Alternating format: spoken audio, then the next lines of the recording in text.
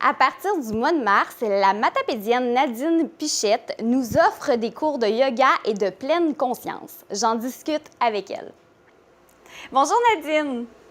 Bonjour Zoé! Alors, pour le mois de mars qui s'en vient, tu as quelque chose à nous proposer. On parle de cours de yoga et cours de pleine conscience. Exactement, cours de pleine conscience, des séances en fait, des ateliers de pleine conscience par la respiration et des séances de yoga aussi, différentes sortes de yoga, il y en a pour tous les goûts. OK, bon, pleine conscience, j'imagine que ça ressemble peut-être un petit peu, c'est plus relax, ça ressemble peut-être un peu plus à la méditation. Oui, exactement. Oui. Les ateliers en fait sont sur une base de 8 semaines à raison d'1 heure et demie par semaine. Et l'atelier est divisé en trois. Donc la première demi-heure, c'est de la théorie, OK. montée sur un PowerPoint. Et bien sûr, ça prend un peu de théorie, puis bien sûr, on médite pas durant 1 heure et demie. Donc, la deuxième demi-heure, il y a du stretching. OK. Stretching sont des exercices en pleine conscience, on suit le mouvement de notre respiration avec le mouvement de notre corps. Mhm. Et la dernière demi-heure, c'est une demi-heure de méditation guidée, où est-ce qu'on apprend la pleine conscience par la respiration, selon le médecin John Kabat-Zinn. OK. Et ce que tu viens de nous décrire, ça, c'est pour les cours pleine conscience. Exactement. OK. Et yoga, c'est quoi la différence? Est-ce que c'est divisé en trois aussi? On peut dire oui, je dirais que oui, parce que une séance de yoga, on commence par quelques minutes d'introspection, de pleine conscience, de méditation. Mhm. Puis ensuite, on enchaîne avec des mouvements, des postures soit tenues dans le hatha, c'est des postures tenues 5 à 10 respirations. OK. Ou ça peut être un hatha flow, où est-ce qu'on enchaîne les postures en se déposant quand même dans la posture en respirant. Ou dans un yoga qui est plus dynamique, on parle d'un vinyasa à ce moment-là, où est-ce qu'on enchaîne les postures une à l'autre tout au long de la séance et ça se termine par un moment de détente en posture de détente au sol. OK. Donc, une personne qui est débutante, si elle a envie de plus méditer, que ce soit un petit peu plus relax, alors elle pourrait aller plus vers les cours pleine conscience. Et si on veut un cours qui est plus avec des mouvements, encore, on s'entend que le yoga, c'est toujours un peu, j'ai l'impression, méditatif, là. Mais si on veut plus avec des mouvements, c'est yoga. C'est bien ça? Exactement, tout à fait. Parfait. Alors, les deux cours, ça va se donner pendant 8 semaines, puis 1 heure et demie par semaine chaque cours? Pour le yoga, on parle d'un peu moins, on parle OK. d'un heure et quart. 1 heure et quart. Par contre, pour OK. les ateliers de pleine conscience, une bonne heure et demie, oui, qu'il faudrait prévoir. OK, c'est bon. Là, présentement, on n'a comme pas l'horaire, hein, parce que tu attends de voir les inscriptions que tu vas avoir, puis après, tu vas diviser ça en groupes. Puis, j'imagine qu'au début, ça va peut-être être virtuel, puis par la suite, dépendamment de ce qui se passe avec la pandémie, ça va venir en présentiel? Pour le mois de mars, exactement. Par contre, s'il y a des inscriptions pour en présentiel, j'ai aucun problème. On y va. On se lance. J'ai déjà un local de toute façon de réservé pour ça. OK. Pour l'instant, il y a des cours en ligne le lundi à 4 heures et le mardi aussi également à 4 heures. Des cours de yoga. OK. Donc, pour l'instant, c'est assez... c'est une fois que les gens vont rentrer en contact avec toi, qu'ils vont pouvoir comme céduler avec toi qu'est-ce qu'ils veulent comme cours, puis l'horaire qui vous adonne le mieux, et aussi si c'est en présence ou en virtuel. C'est bien ça? Exact. Parfait. Exactement. Excellent. Je vais juste mettre à l'écran, vous voyez à l'écran présentement les coordonnées de Nadine en bas de l'écran. Et on peut te rejoindre par ta page Facebook, Nadi Yoga, ou ton numéro de téléphone. On t'appelle ou message texte. C'est bien Oui, cela? exactement. Parfait. Oui. J'aimerais savoir, pour toi, le yoga et la pleine conscience, c'est quoi le bénéfice que ça peut nous apporter dans notre vie? Ah, il y en a beaucoup. Écoute, ça l'apaise. Évidemment, quand on parle de méditation, on rentre dans un calme mental. Donc, quand on rentre dans le calme de notre corps, dans le calme mental, automatiquement, on est dans la cohérence cardiaque. Donc, on diminue le rythme cardiaque, on diminue la tension artérielle Et il y a même des tests, là, il y a beaucoup d'études qui commencent à sortir et qui sont déjà sorties. Des gens de 60 ans, des groupes de gens de 60 ans et plus qui méditent, ça augmente l'espérance de vie et ça réduit aussi l'installation de la maladie dans le corps. Donc, tout est interrelié. Si notre esprit est bien, notre corps physique aussi. Et voilà. Alors, ça amène aussi la concentration, de la mémoire. Également, moi, c'est sûr que j'aimerais implanter ça dans les écoles. Il y a déjà une petite formation là, qui est en train de se donner, Impact Pleine Conscience, là, que j'ai d'ailleurs aussi suivi et qui est adaptée pour les jeunes enfants. Et ça leur permet une meilleure concentration, un apaisement, une augmentation de la maturité émotionnelle et de sorte que ça aussi, ça l'amène des meilleures notes scolaires. Non, c'est clair. Puis toi, c'est nouveau dans ta vie d'être professeur de yoga et de pleine conscience. C'est quoi ta formation? En fait, moi, j'ai touché au yoga quand j'avais 20 ans. OK. Dans ma vingtaine, j'avais déjà touché au yoga. Puis par la suite, j'ai quelque peu délaissé ça. Puis, qu'est-ce qui m'a amené vers ça? C'est là vraiment 3 ans. Là 3 ans, ben évidemment, peut-être les gens me connaissent un peu dans la vallée. J'ai travaillé au public et j'ai perdu mes 2 garçons ainsi que leur père dans un accident de voiture. Choc émotionnel épouvantable. Oui. Et deuil, c'est plusieurs deuils en même temps. Donc, comment faire pour me relever de ça? Alors, quand je suis revenue de Montréal, parce que mon dernier garçon a survécu 48 heures de plus, je suis arrivée à la maison et je me suis dit, on est dans un état, écoute, complètement hors de nous. Alors, j'ai eu besoin de me déposer. Et c'est à ce moment-là que je me suis mis à méditer. Moi, je me suis dit, écoute, faut que je m'assoie, faut que ma respiration, elle était complètement très haute au niveau du thorax. J'avais à peine à marcher dans mon stationnement parce que j'avais les jambes coupées, j'avais absolument plus d'énergie. Donc, j'ai dû me déposer dans mon corps et essayer d'allonger mon souffle. Et c'est comme ça que j'ai commencé à méditer. Puis il y avait aussi, ben, tout ce qui vient avec ça, c'est le salon qui s'en vient, salon funéraire, l'organisation et tout ça. Puis moi, je me suis dit, mais je ne passerai jamais au travers de ça, le cœur va flancher. Et donc, je me suis mis à écouter ma respiration, puis à écouter mon cœur. Puis de fil en aiguille comme ça, j'ai repris un peu de mieux. Et je me suis dit, ben, c'est à ce moment-là que le yoga est revenu. Et je me suis dit, j'aimerais peut-être recommencer le yoga. Mais comment faire? J'ai à peine à marcher, à aller chez le voisin. Donc, j'ai commencé par du Qigong Yoga. Et c'est ce que j'amène maintenant dans les séances de yoga que j'enseigne. Il y a un peu de Qigong Yoga dans ça, qui est un exercice un peu plus de mouvement. Puis, eh bien, c'est comme ça. J'ai débuté un petit peu par petit peu. Et là, j'ai vu ma forme physique revenir là, en quelques mois. Et ben, c'était des progrès énormes, en fait. Mais oui, mais même, on en a parlé un petit peu en pré-entrevue. Tu me disais que au début, tu n'avais pas la force de continuer. Tu disais que c'était terminé. Puis comme quelques jours après avoir commencé la méditation, déjà là, tu voulais plus, tu te sentais déjà prête à continuer sur cette terre-là.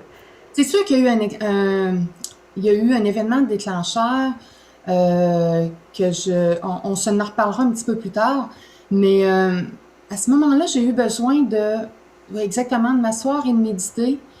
Et ben c'est ça, c'est à ce moment-là que j'ai trouvé la force. Il y a une force intérieure qui est venue. Puis c'était aussi une façon, on peut pas se séparer de nos enfants comme ça du jour au lendemain, là, quand ça arrive subitement. Donc, ça a été une façon pour moi dans la méditation de les voir, de les faire venir et de graduellement les laisser, de nous séparer, mais de nous séparer du corps physique. Mais oui. Mais ça a été ma façon à moi, dans cette méditation-là, de les revoir, puis de me consoler. Et je suis certaine qu'eux aussi avaient besoin de ça, Donc, ben c'est ça. C'est sûr que c'est très spirituel, là. Mais je veux pas non plus amener, tu sais, souvent ce que j'entends dire, c'est la méditation. Ah, moi, je suis pas capable de méditer parce que j'ai trop de pensées. Mais c'est pas nécessairement ça non plus. Moi, ce que je veux, c'est amener la pleine conscience dans la vie de tous les jours. Et les pensées, on n'arrivera pas à ne pas penser. C'est impossible de ne pas penser. Là, on a toujours des pensées. Et savais-tu, Zoé, qu'on a plus de 60 000 pensées par jour qui Oui. passent dans notre tête? Donc, c'est fou, des fois, ça se bouscule. Mais pourquoi pas arriver à les accueillir, ces pensées-là, dans la respiration? Et non pas en luttant pour ne pas avoir de pensée, mais plutôt en les accueillant, en la regardant, en la voyant arriver, puis en la laissant partir, exactement comme nos émotions. Et c'est ce qui m'a permis aussi dans la méditation euh, d'accueillir mes émotions qui venaient, de les vivre, puis ensuite, ben, on les laisse partir. Mhm. Quand Mais elle revient, ben elle revient. Puis je l'accueille. oui. Je suis pas dans la résistance. Je Mhm. l'accueille. Donc, puis ensuite, je la laisse partir et c'est tout. Je choisis autre chose. Oui. Et Oui, c'est de là j'avais que... déjà entendu aussi, en d'autres mots, les laisser passer, de ne pas les combattre, les laisser circuler. Oui, mais c'est quand même incroyable dans ton histoire que, à travers ce choc, tu as eu un réflexe de pensée. Ça faisait des années que tu n'avais pas médité ou fait du yoga. Puis, tu as comme eu la force de... Parce que c'est incroyable de juste quelqu'un dans la vie de tous les jours qui vit quelque chose de normal, on a de la difficulté à s'asseoir et méditer. Et tu as trouvé la force de le faire. C'est incroyable, là. Ça faisait plusieurs années que tu pratiquais plus, là. Mais je pense qu'en fait, c'est comme le basic. Hum. Du moment que les connexions sont faites dans le cerveau, parce que la méditation, je conseille toujours de commencer par quelques minutes, quelques fois par jour. Puis ensuite, on augmente. On commence pas à méditer 1 heure par jour. Puis c'est pas le but non plus de s'asseoir 1 heure par jour en position de méditation. Tu sais, on n'est pas dans une philosophie en Inde, dans un ashram. Là. Moi, je veux vraiment amener autre chose. Il y a moyen d'avoir des activités de tous les jours et être en pleine conscience. Des fois, on peut être déstabilisé durant notre journée, il y a quelque chose qui nous a heurté. Pourquoi pas juste prendre 3 grandes respirations et se regronder, diriger notre attention vers nos pieds sur le sol, se regronder au sol. Et ça l'amène déjà ça, ça l'amène déjà une stabilité. Il y a des activités aussi qui nous amènent dans cet état-là, j'ai l'impression. Peut-être pas complètement, mais comme il y a des gens que je sais qui adorent courir parce que ça les amène un peu plus dans leur corps, je crois. Ils ont l'impression d'être plus dans le moment présent et dans leur corps. J'ai l'impression que la méditation, c'est ça que ça vient chercher. Oui, Oui. oui, tout à fait, c'est ça. Oui, exact. Ta formation, Oui. oui, juste parce que je sais que tu en as différentes, là, puis sont vraiment intéressantes. Si tu veux nous les énumérer un peu pour finir. Ben, j'ai plus de 500 heures de formation en yoga et méditation pleine conscience. Donc, je suis de l'école de la Sangha à Montréal. Et donc, de là, ma formation certifiée et membre de la Fédération francophone internationale du yoga.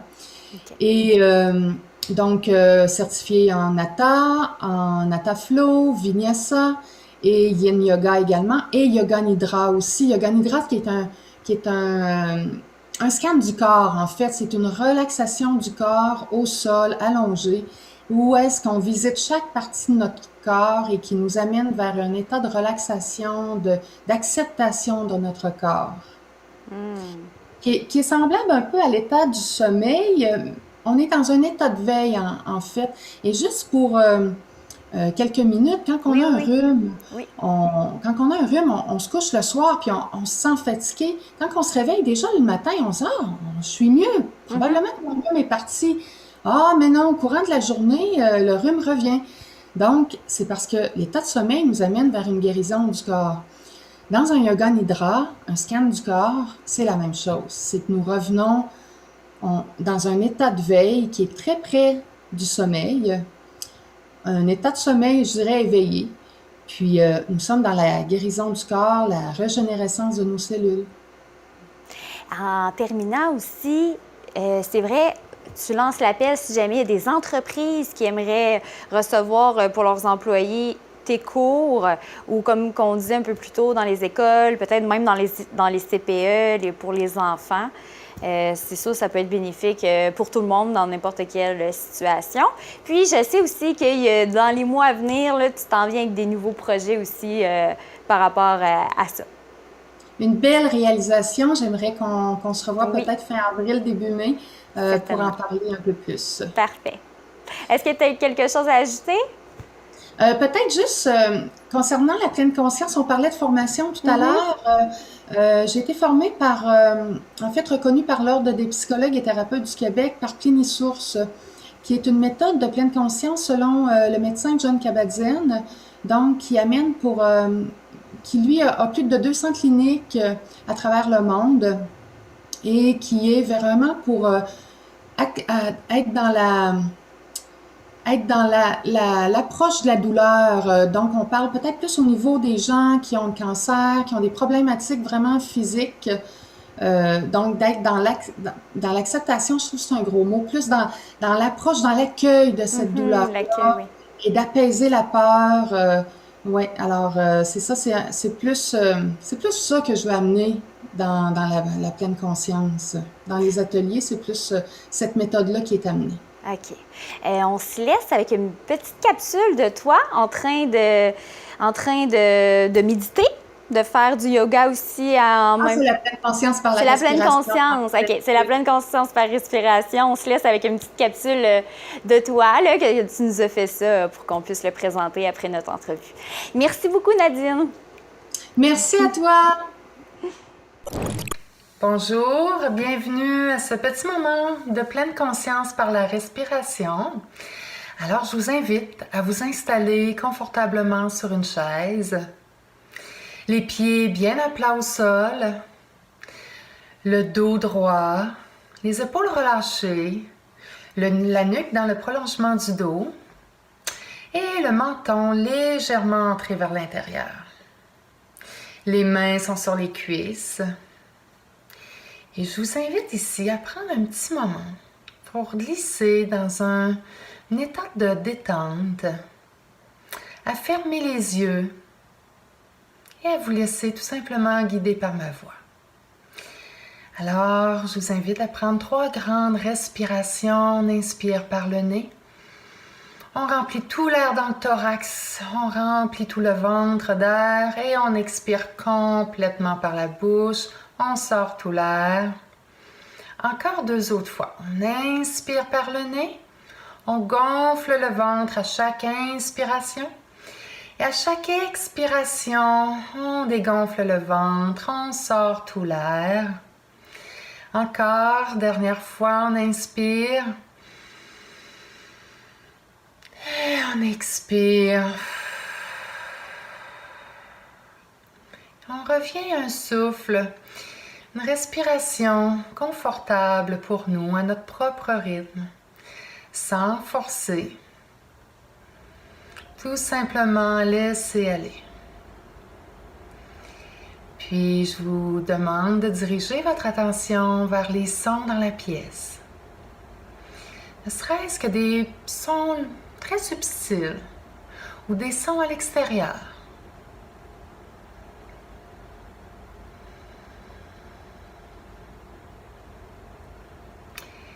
Tranquillement, dirigez l'attention dans votre corps maintenant, sur la plante de vos pieds, au sol, vers vos jambes, jusqu'au bassin qui est bien en assise. Déposez-vous dans votre bassin un instant, puis dans votre corps, dans vos bras, jusqu'au sommet de votre crâne. Prenez conscience un instant de votre corps, tout en respirant, tout à fait à votre propre rythme.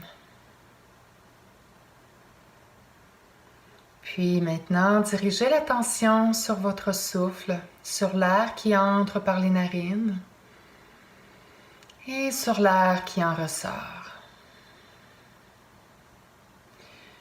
Peut-être diriger l'attention vers le mouvement du souffle dans votre corps ou sur le son de la respiration.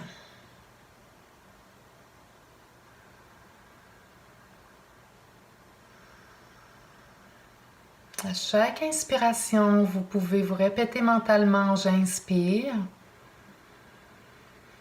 Et à chaque expiration, j'expire. J'inspire. J'expire.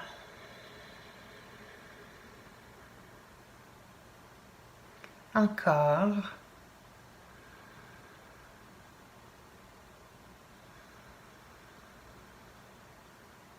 Sans rien forcer. Vous n'avez absolument rien à faire. Si des pensées surviennent, tout simplement les voir arriver, en prendre conscience qu'une pensée est là, l'accueillir, mais sans en être absorbé, rediriger l'attention vers votre respiration, vers l'air qui entre et qui en ressort, vers le mouvement dans votre corps.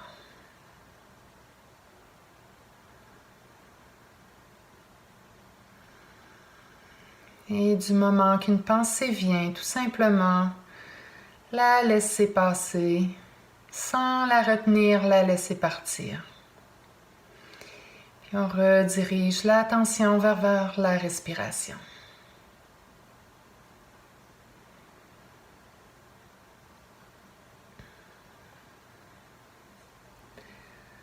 Encore 3 respirations.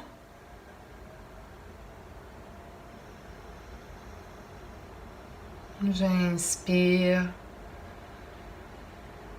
J'expire.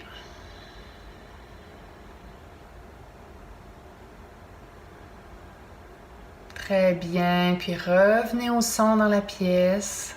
Dirigez l'attention vers les sons dans la pièce. Tranquillement, ouvrir les yeux à demi. Quand vous êtes prêt, prête, ouvrir vos yeux, vous pouvez vous étirer. Et voilà, c'était un petit moment en pleine conscience dans la respiration.